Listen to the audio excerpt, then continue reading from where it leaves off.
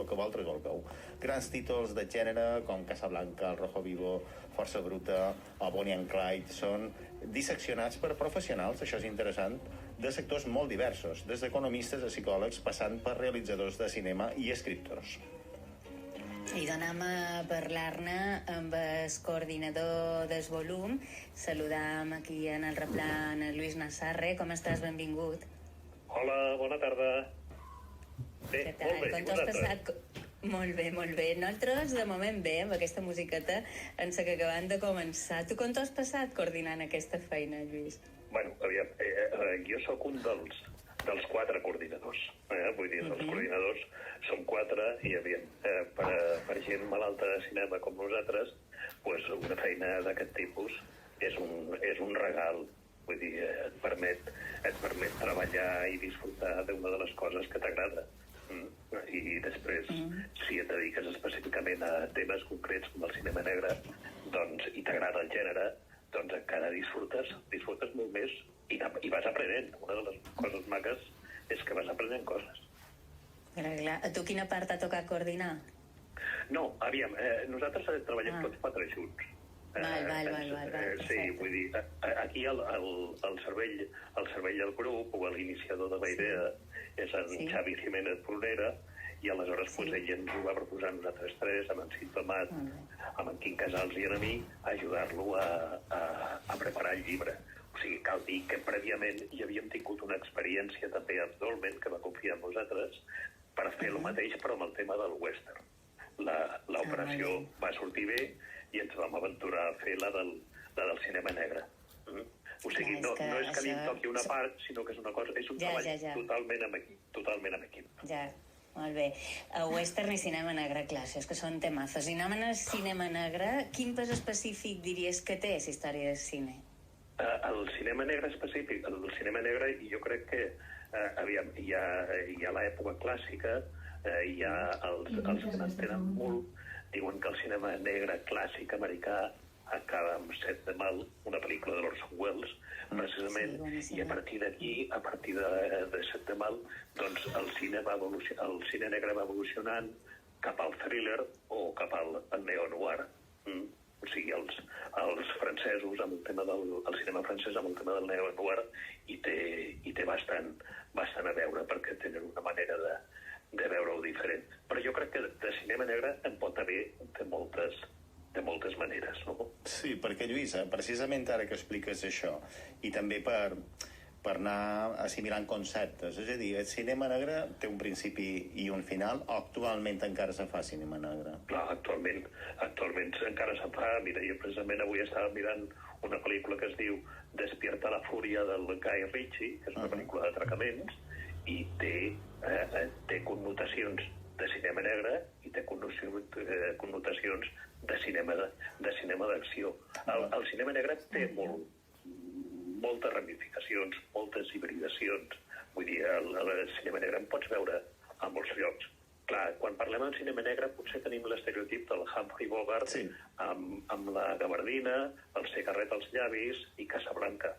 Però cinema negre en pot haver fins i tot el melodrama, vull dir, en pot haver a la comèdia, en pot haver en molts llocs, inclús el cinema musical. Vull dir, hi ha molts llocs on hi ha cinema negre. I per què a l'hora d'abordar la qüestió heu cercat un perfil tan variat d'autors? Què estàveu cercant amb aquesta perspectiva tan diferenciada? Aviam, nosaltres el que volíem fer era fer una multiplicació de mirades i que la idea del llibre tingués una idea o un concepte molt eclèctic. Vull dir, sí, el bo que tenen un llibre d'aquestes característiques és que hi ha pel·lícules que surten a tots els capítols del llibre. Perquè a nosaltres hem abordat el llibre des de diferents... No abordem pel·lícules en concret, sinó que el que fem amb aquest, o inclús amb el del western, agafem un tema concret i veiem quines pel·lícules tenen a veure amb aquest tema. Per exemple, agafem el tema de la femme fatal, de la dona fatal, que tan important és dintre de l'argumentari del western, del cine negre, o dintre de l'argumentari de les icones.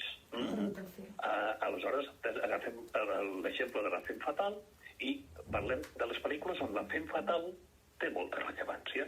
El mateix fem, per exemple, en figures com els atracaments, com el tema de la venjança, la reconciliació, temes d'aquest tipus, i anem parlant. Aleshores, què passa? Que hi ha pel·lícules que surten a tots aquests temes. Clar, sí. I quines són, Lluís, les que més repeteixen? Quines serien aquestes pel·lícules? Per exemple, hi ha una pel·lícula del John Huston de l'any 1950 que és de les més conegudes, que és La jungla de asfalto. Aleshores, això és una pel·lícula d'atracaments, però també és una pel·lícula de redenció, és una pel·lícula de soledat, és una pel·lícula de personatges perdedors. Al cinema negre no hi ha mai guanyadors. O sigui, l'estètica de la manera en què està fotografiada, que està plasmada en escena, ja ens remet que aquella història és funesta, que és negra. Vull dir que difícilment acabarà bé. Saps que un atracament, des del començament saps que l'atracament acabarà malament i que els personatges acabaran com el Rosari i l'Aurora. Vull dir que acabaran malament. Aquesta és una de les característiques del cinema negre. Clar. I algun nom que brilli més en aquest univers? Ja ha sortit dos pics aquí, Orson Welles, no sé, directors, actors, actrius, quins diries que són els noms? Principalment als anys 40-50, doncs és on hi havia els directors com ara el John Huston, el Fritz Lang, que era un director ideal per reflexar la fatalitat, i si venim ara, per exemple, ara en un món contemporani, doncs podem trobar el Michael Mann, el director de la sèrie televisiva de Corrupció en Miami, que si agafes la pel·lícula del Hit o la de Ladrón, que ja són bastant més actuals, doncs continuen encara amb aquesta línia del cinema negre, o inclús si ens anem a França, als anys 60-70, en pel·lícules protagonitzades per Alain Delon, trobem el Jean-Pierre Melville, que és un dels directors ineludibles de lo que seria el cinema negre. Sí. Si vols farem una cosa, li posarem una mica més de música en aquesta conversa. Posarem la banda sonora, en aquest cas, de Spellbound, d'Alfred Hitchcock, no?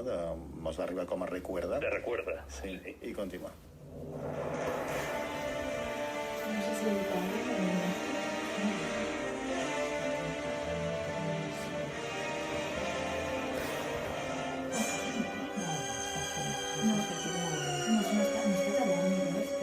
el rotllet ja el notes, no? Sí, però bueno, el que passa és que el Hitchcock no era un director cultivador de cinema negre, tot que hi ha moltes coses, vull dir, era bastant més interiorista, vull dir, Recuerda és una pel·lícula més del subconscient, inclús que en Salvador Dalí va participar va ajudar el Hitchcock a concebre una miqueta la pel·lícula. Sí. Però sí, són aquestes les motivacions dels personatges que són fosques, que a vegades no saps ben bé cap on van, és una dels pilars del cinema negre. I aquesta frontera, precisament, que en certa manera ara mos estàs indicant, no? Supos que hi ha pel·lícules que estan una mica en el llindar, no? O que agafen l'element del cinema negre, no ho són del tot. Hi ha molts melodrames dels anys 40 protagonitzats per la Bette Davis o la Joan Crawford, per exemple, La Carta o La Nova, que no saps si són un melodrama o són cinema negre. Ja. I moltes vegades és la posada en escena, inclús la manera de recebre o de percebre l'espectador és la que et fa agafar aquests conceptes de cinema negre o no cinema negre. Sí. I aquí tenim aquests grans temes del cine negro. En Lluís mos n'ha fet una primera aproximació, en Lluís Nassarre, membre d'aquest equip de 4 coordinadors i de moltes persones que hi han col·laborat. Ràpidament, Lluís, n'hi ha qualcuna de preferida per tu de pel·lícula de cinema negre? Per mi, aviam, jo per exemple, que faig el tema jo desenvolupo el tema dels atracaments, per mi la que he parlat, la jungla de asfalto, per mi és el súmmum de pel·lícules d'atracaments. Sí. En aquest cas. Per mi. Però després, com a cinema negre, possiblement Set de Mal de l'Orson Welles sigui aquella pel·lícula que cada vegada que la veus, o jo personalment, descobreixo una cosa nova i Sí, em fa disfrutar. interessantíssima, i a més amb unes característiques tècniques, no?, de traveling i coses El així. treball del començament, que és el brutal. més conegut, però és la manera que tenia el Wells de dissenyar les històries. Una història tan banal com podia ser la novel·la que va agafar, posada en cinema, Sí. va fer una verdadera joia. Increïble. Sí, Els sí. amants del cinema disfrutem cada vegada que la veiem. Idò, Lluís, gràcies per aquesta estona i estem en contacte. Moltíssimes gràcies a vosaltres per pensar en nosaltres. Fins aviat. Que vagi molt bé. Que vagi molt bé. Vinga, gràcies. Una abraçada. Adéu, bona tarda. Adéu.